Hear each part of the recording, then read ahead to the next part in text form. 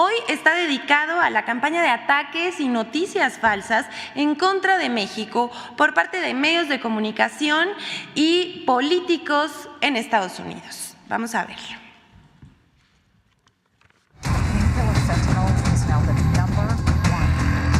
Legisladores y medios conservadores de Estados Unidos han lanzado una campaña de noticias falsas en contra de México con los siguientes ejes desinformadores.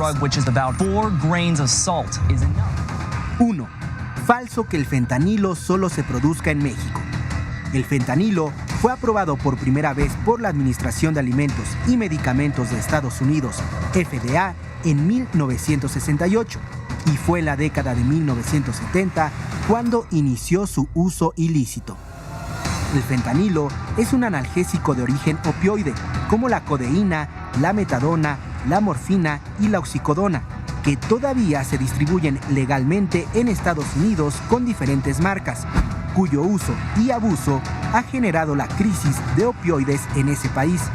Según datos de los Centros para el Control y Prevención de Enfermedades, CDC, entre 1999 y 2019 murieron más de 500,000 de personas en Estados Unidos a causa de una sobredosis con opioides, mientras que en 2022 aproximadamente 70,000 personas fallecieron a causa de sobredosis de fentanilo en ese país. El gobierno de Estados Unidos reconoce que México no es la única fuente de fentanilo ilegal para ese país.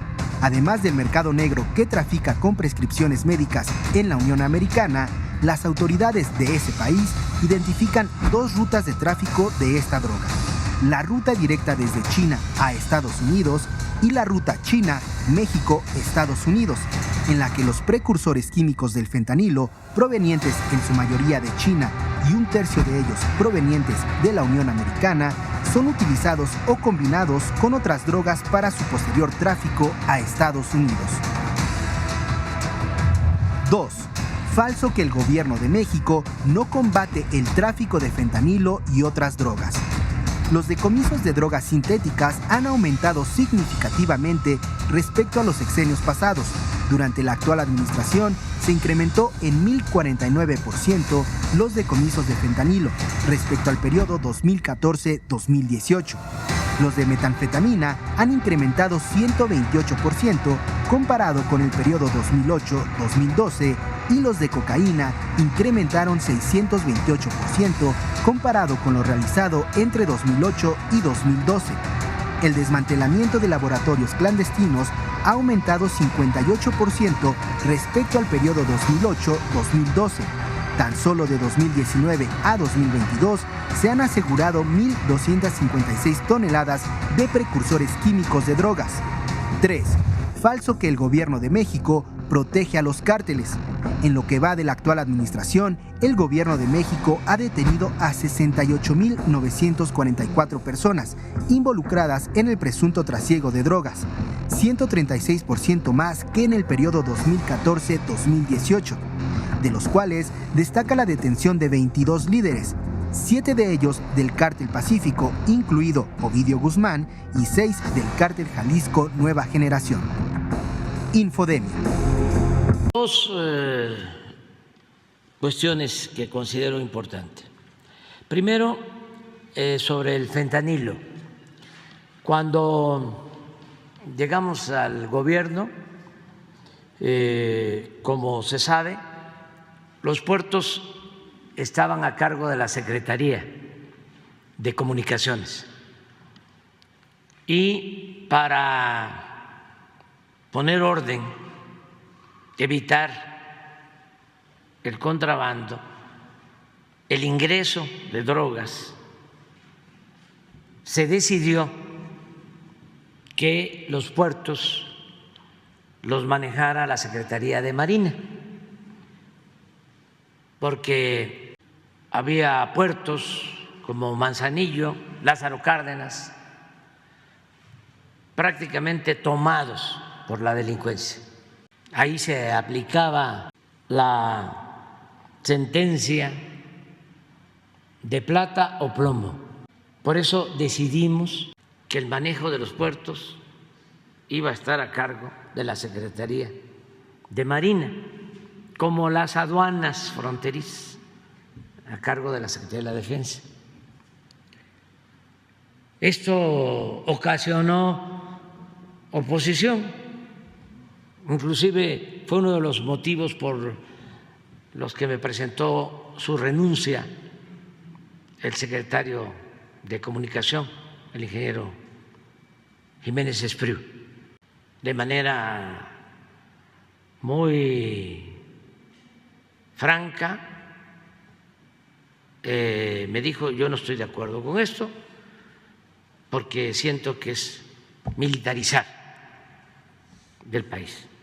Y lo respeto mucho, pero era muy importante el que se hiciera este cambio. Él actuó de acuerdo a su criterio, a sus convicciones, y yo también, como tengo la responsabilidad de conducir al gobierno, tomé esa decisión.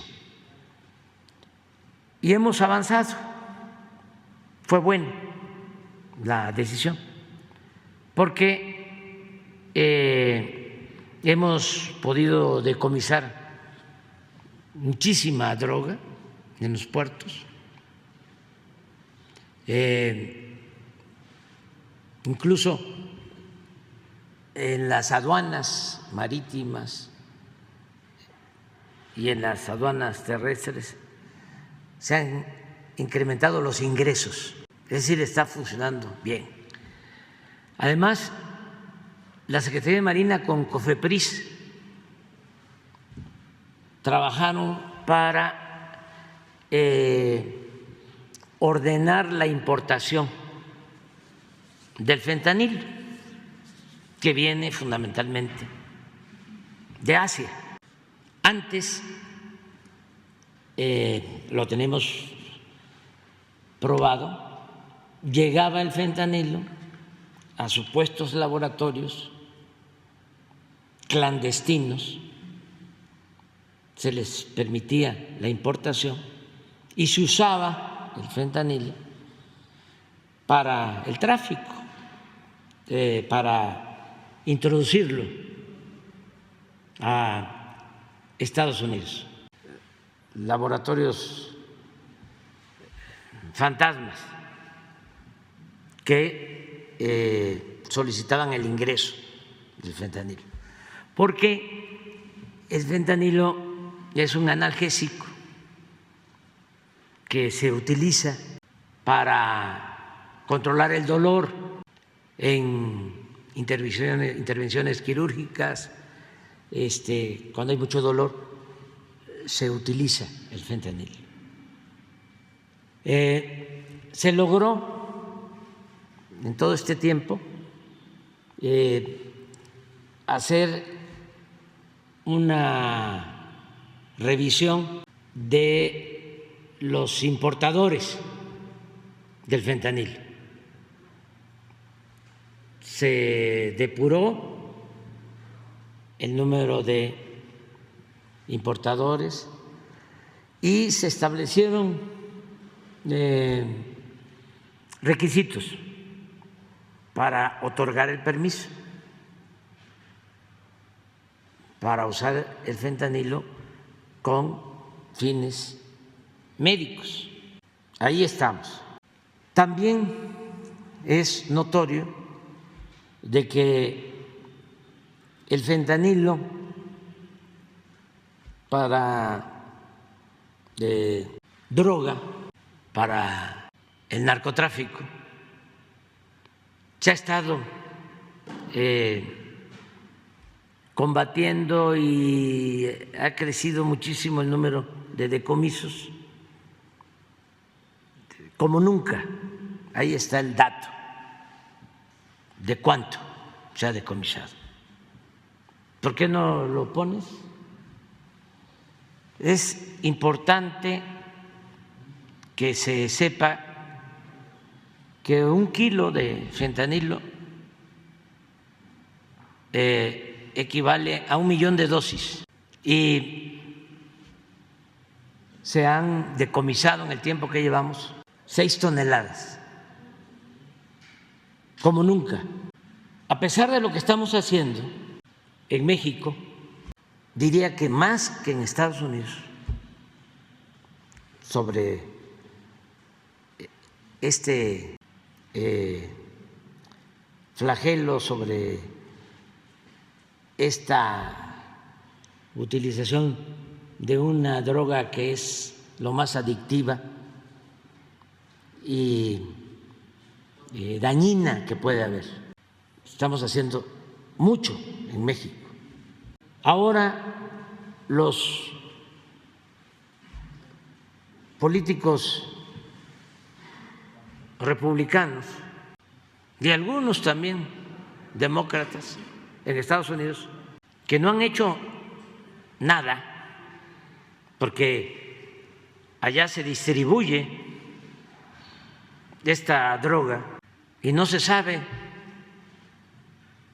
de decomisos ni de detenciones a los que se dedican a su distribución, ni siquiera hay difusión en los medios informativos del daño que causa este fentanilo en Estados Unidos.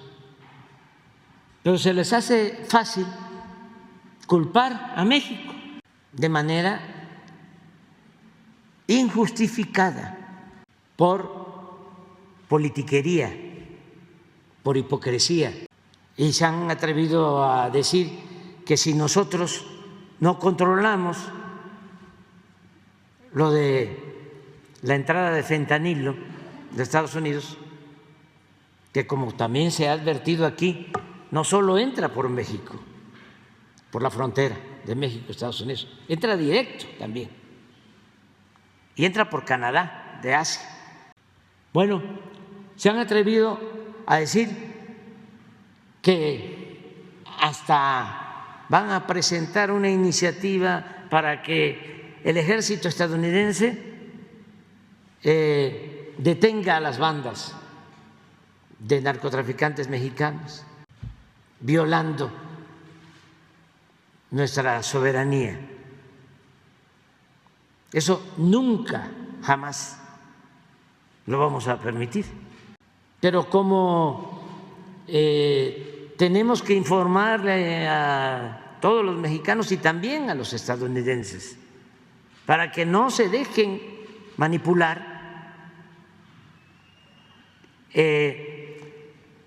ya se tomó la decisión de que los cónsules de México en Estados Unidos informen a mexicoestadounidenses de esta situación. No están haciendo su trabajo los legisladores de Estados Unidos, las autoridades de Estados Unidos, porque no están atendiendo las causas. No hay programas de atención a los jóvenes de Estados Unidos. ¿Por qué es la adicción? ¿Por qué el joven recurre a las drogas? Porque hay problemas, no solo en Estados Unidos, en México, en todo el mundo, nada más que no se reconoce. Problemas de desintegración de las familias, de pérdida de valores culturales, morales, espirituales, porque los jóvenes se sienten infelices, insatisfechos, solos, abandonados. Eso debe de atenderse, como lo estamos haciendo en México.